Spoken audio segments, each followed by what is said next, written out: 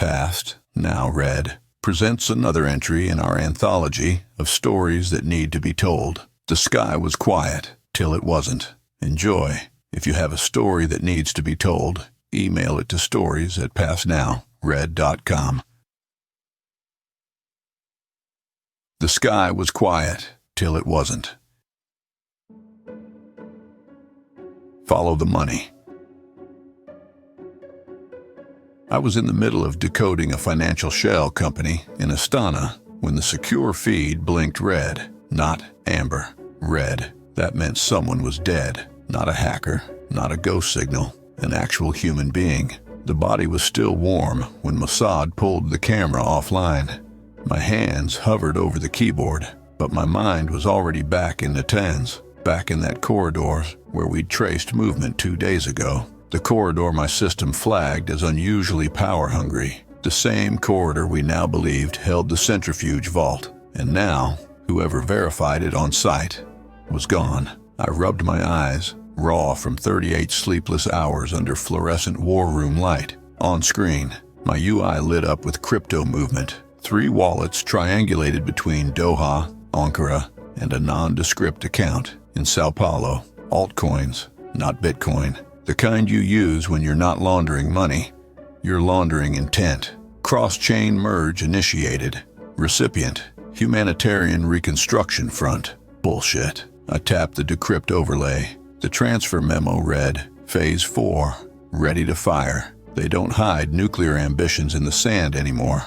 They hide it in hedge funds. My job, follow the money, follow the machinery, and if I did it right, follow the weapon before it ever got real. I didn't start as an analyst. I was a quant, BlackRock, then DARPA. I built an AI model to predict commodity futures. Turns out, uranium reacts just like pork bellies if you tweak for fear. My pivot from Wall Street to war happened the moment I realized fear was the only stable currency left. So when Israel called it breakout imminent, DC rolled its eyes, but I didn't, because I saw the dollars moving. Money doesn't blink. It doesn't lie. The Natanz plant had been quiet for years, too quiet. But then 3 things happened in 6 days.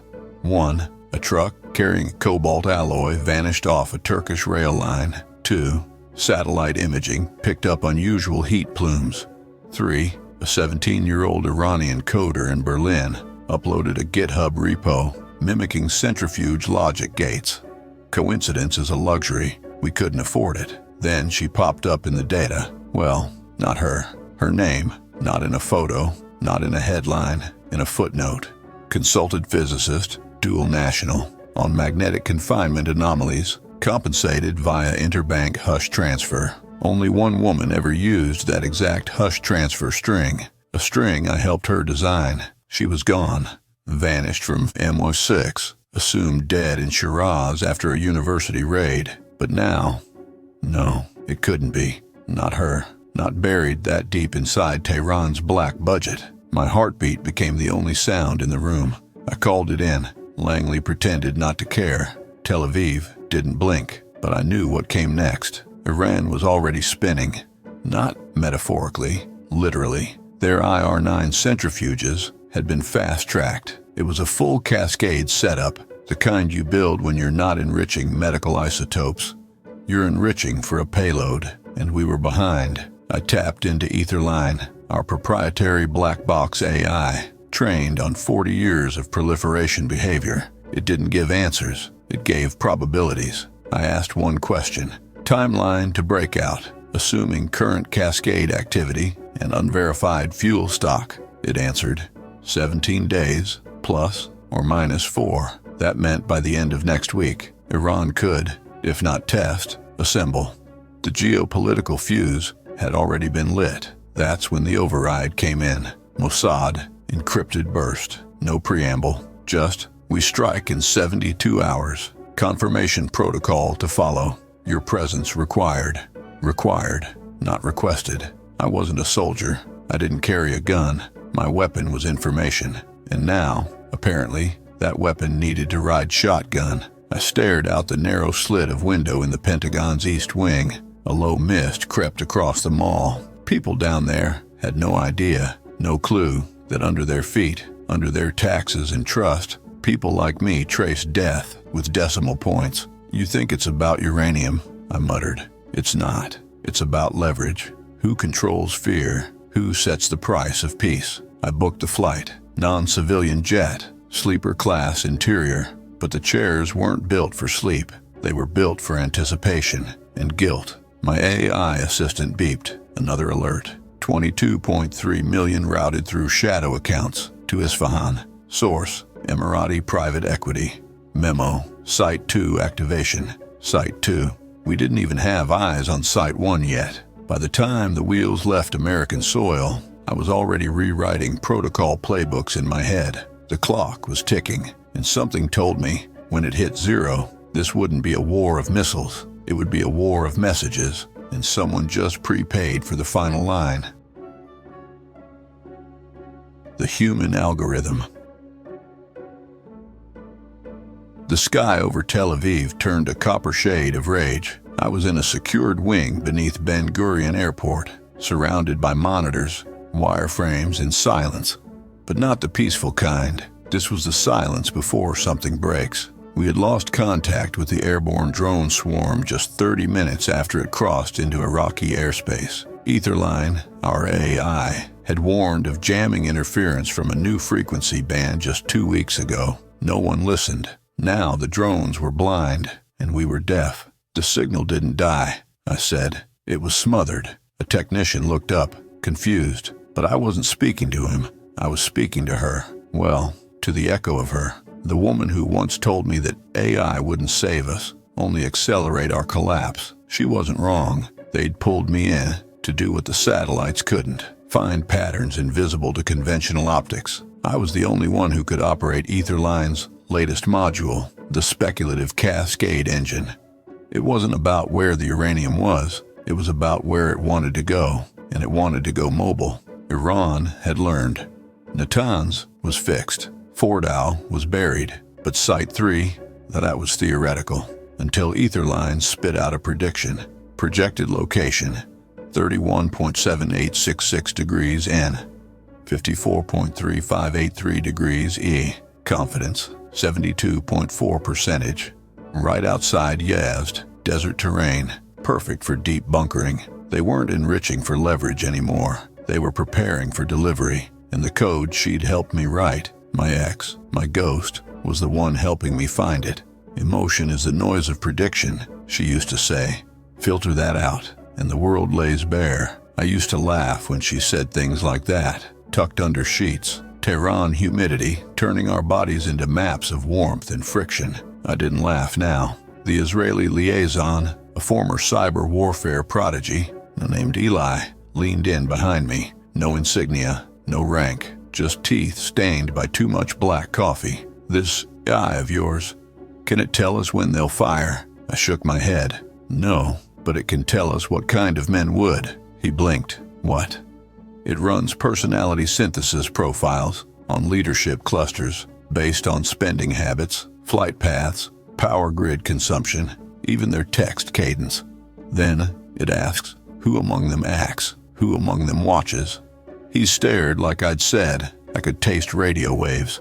But Etherline was working. It didn't give us dates. It gave us intent. That's how we found the banker. Not a general, not a scientist, a financier, hidden in plain sight, funneling synthetic Swiss francs to a string of empty factories near Bandar Abbas. His alias, Masoud Talahi, but his real name didn't matter. His spreadsheet told the story. 10 million into reinforced tunnel infrastructure, 3 million into fuel-grade boron shielding. Etherline flagged him as the node through which every movement pulsed. If we took him down, we could collapse the entire blood flow of Iran's breakout strategy. We cut the wallet, I said. We cut the warhead. Eli agreed, but not without conditions. We grab him, he said, but we need your AI live in the field. I froze. You want me to run black box military AI in a contested urban zone? You said it yourself. This is a war of messages. Let's send one. Flash forward. I'm in a moss-green surveillance van, 2 blocks from Talahi's villa in Limassol, Cyprus. Etherline ran hot on my tablet. It was mapping heartbeat cadence via Doppler bounce. 3 guards, 1 pacing, 1 seated, 1 static. Talahi stepped out onto the balcony, a glass of pomegranate juice in hand. I remember that detail because it reminded me of Tehran, of her sipping the same drink the morning she decoded the uranium calibration files we'd never send. Target visible, I whispered. Heartbeat steady, no rise in cortisol. Then he doesn't know, Eli whispered back from the adjacent vehicle. The op lasted 7 minutes. Quiet, surgical, until Talahi spoke. You're too late. No threat, no arrogance. Just a whisper, like someone reading the end of a story you hadn't reached yet. He wasn't the financier, he was the diversion. Back in Tel Aviv, I fed Etherline every bite of Talahi's tablet, hoping for a breadcrumb. That's when it hit. The anomaly. Cross-border crypto flow, rerouted from Doha to Caracas? That shouldn't happen. Not unless someone was building a mirror facility outside Iran. Somewhere, no one would look. They've franchised it, I murmured. Eli turned. Franchised what? The enrichment. It's not about one bomb anymore. It's about becoming untouchable, redundant, distributed. Iran had gone blockchain with uranium. We couldn't bomb one site and end the threat. We had to collapse the system itself, every node, every chain. That night, I didn't sleep. I sat in a dim Tel Aviv safe house, watching the skyline shimmer, thinking about war, about her, about how I could still smell her shampoo when I walked past hotel elevators. She was right, I whispered. Emotion is noise. But in that moment, I needed the noise, because the signal said the real site was already operational, and the sky was about to light up. Skies without stars. Altitude, 33,000 feet. Radar dark, running silent. No transponder. I sat in a cabin that didn't officially exist, aboard a modified Gulfstream, coded as an Italian med evac flight. Outside the window, only black. No moon, no stars, just a sky holding its breath. And we were the exhale. I wasn't supposed to be on this flight, but Etherline had generated a new target prediction, mid-transit, an auxiliary refinement site deep in the Zagros Mountains, one that wasn't on any Israeli kill list, one that the U.S. hadn't even mapped. You sure it's not a ghost? Eli had asked back in the ops tent. It's not a ghost, I told him. It's a shadow, built to disappear if we blink. And we had blinked. The plan wasn't elegant. It was efficient. A pincer of unmanned stealth drones, carrying bunker busters, simultaneous EMP pulses, fired from low-orbit satellites, would knock out Iranian air defense radars for 3 minutes. Exactly 3. My job, deploy Etherline, mid-strike, to counter-predict any personnel escape vectors, identify remaining supply hubs, and redirect the second wave accordingly. But I wasn't thinking about logistics. I was thinking about the last words Talahi had whispered. You're too late. Was this another decoy? Was this just the part where we burn the wrong barn, while the real fire starts downwind? The cabin lights flickered, then turned red. 5 minutes to insertion, came the pilot's voice over the encrypted headset. Eli leaned toward me from across the aisle, sliding a worn Polaroid across the table. It showed a little girl, face smudged with flour, smiling beside a chalkboard with the Hebrew word for hope scribbled on it. That's my niece, he said flatly. Fordow built their centrifuges under a mountain. These bastards are building them under schools. His knuckles were white around the armrest, but I didn't respond. I was watching the horizon, because something was wrong. No movement, no blinking lights, no trailing heat signatures on thermal scope. They're not asleep, I muttered. They've already evacuated. How would they know? Eli asked. Because we're not the only ones using AI. The Iranians had built their own algorithm. Cruder, less adaptive, but effective enough to detect global network oscillations when too many eyes looked at the same coordinates at once. We'd trained our own system to hunt patterns, but we forgot the other side could learn too. We fed them the target, I whispered. What? By preparing to strike. We told them exactly where to vanish. The screen lit up, Etherline's dashboard pulsing with the divergence data, shipping manifests rerouted, water delivery spikes in regions with no population density. The real site wasn't in the Zagros. It was beneath a dried-out lake bed near Kerman. We were flying toward an echo. I ripped off the headset and stood, motioning to Eli. "Call off the strike. Are you insane?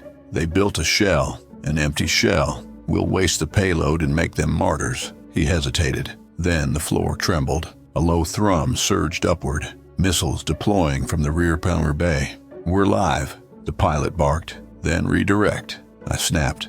"Feed this location instead. Kerman Basin, substructure anomalies, power draw irregularities. I need the drones there in 6 minutes." It's not that simple. It never is. The cabin spun with turbulence as the drones broke formation midair, rerouting at 800 knots. I stared at the screen, watching the new target site populate. An underground corridor matching the heat signature of a uranium containment vessel. And inside that, something else. A spike, a fusion core. "They're not just enriching," I whispered.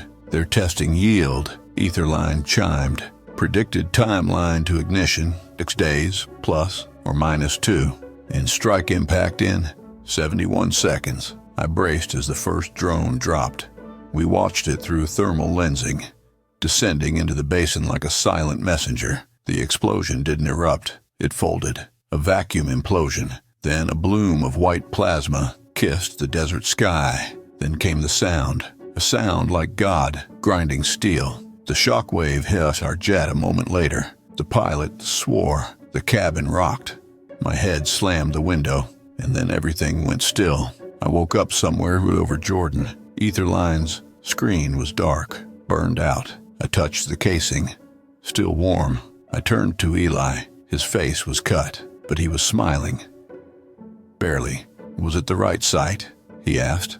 I nodded. "It was the only one." He leaned back. "Then we bought time." But time was never free, and as we landed at a secure field outside Haifa, I couldn't shake the truth. We hadn't stopped a program. We'd stopped a prototype.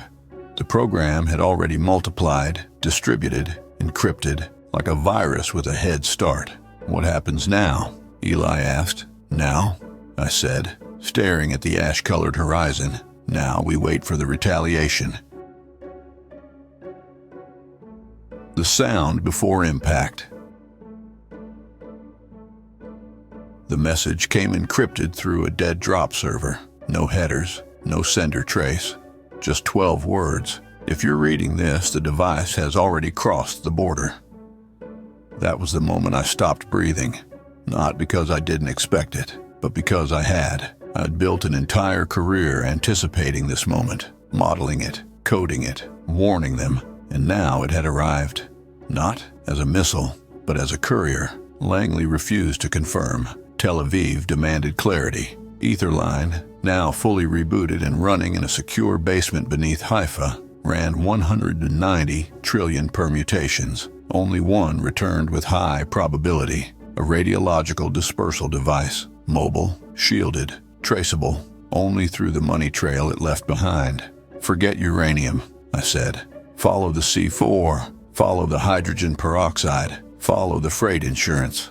Eli stood over me, pale, bruised, stitched above the brow from our near crash. "Where?" I tapped the screen. "Galilee, near the Lebanese border. They're not sending a message this time. They're trying to bury one." We moved before the committee approvals. No flags, no press, no uniforms, just us and a small Shin Bet kill team slipping across the hills in dusk light. "Do you believe in revenge?" one of them asked me. "No," I said. "I believe in consequence." The convoy was parked at a remote farmstead.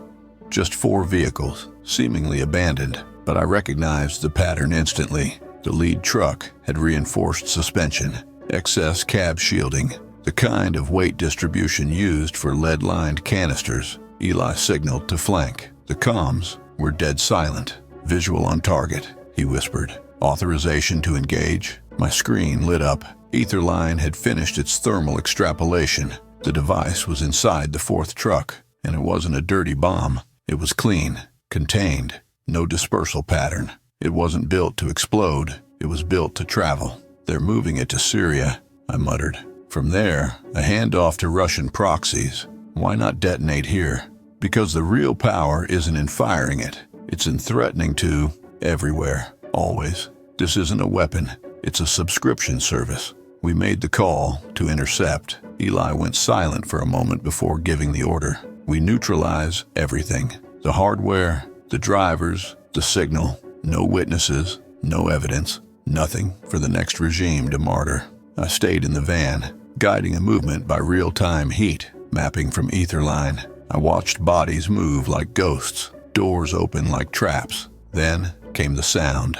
It wasn't the sound of guns. It was the sound before guns. That eerie pause, the recognition, the heartbeat spike, the spark behind fear. Then the flash. It was over in 90 seconds.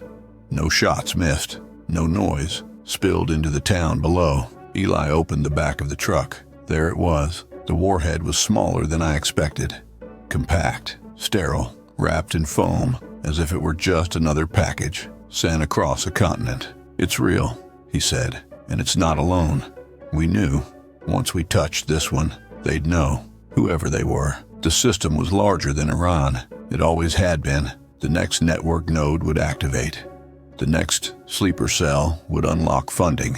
We weren't ending anything. We were only starting the next clock. Back in Haifa, I sat with Etherline's core module one last time. I fed it the full chain, every action we'd taken, every strike, every variable. Then I asked, what happens next? It ran cold for 21 seconds, then answered, perpetual instability, weaponized uncertainty, civilian mistrust, collapse, and predictive deterrence.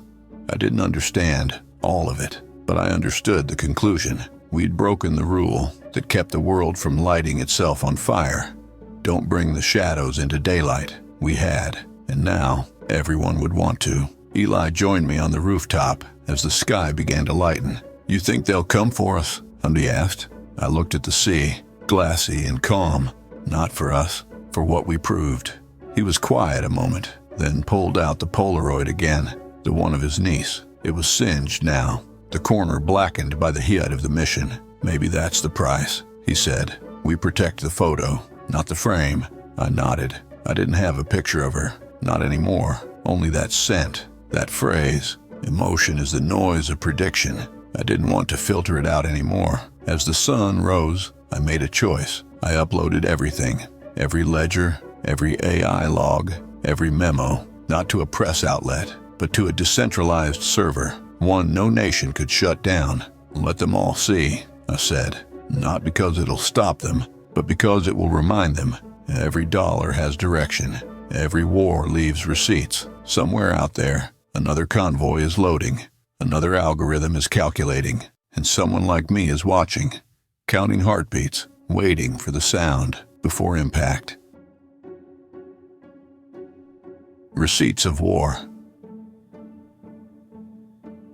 The reactor hum in my ears never left, even after I left Haifa, even after they scrubbed the op, debriefed the teams, reassigned the AI. The sound still echoed, low, metallic, alive. I moved off-grid, changed names, burned what was left of my past. But Etherline didn't forget. It pings me once a week, no warning, just a single string of data. Last week, it flagged a port scan in Venezuela. Today, it flagged a mining contract in Sudan, both tied to the same blind trust in Macau. The system isn't dead. It's decentralized. We didn't stop a weapon. We started a market. Somewhere, in a basement like the one I once worked in, another analyst is seeing the same anomalies. Another version of me, maybe younger, maybe already compromised.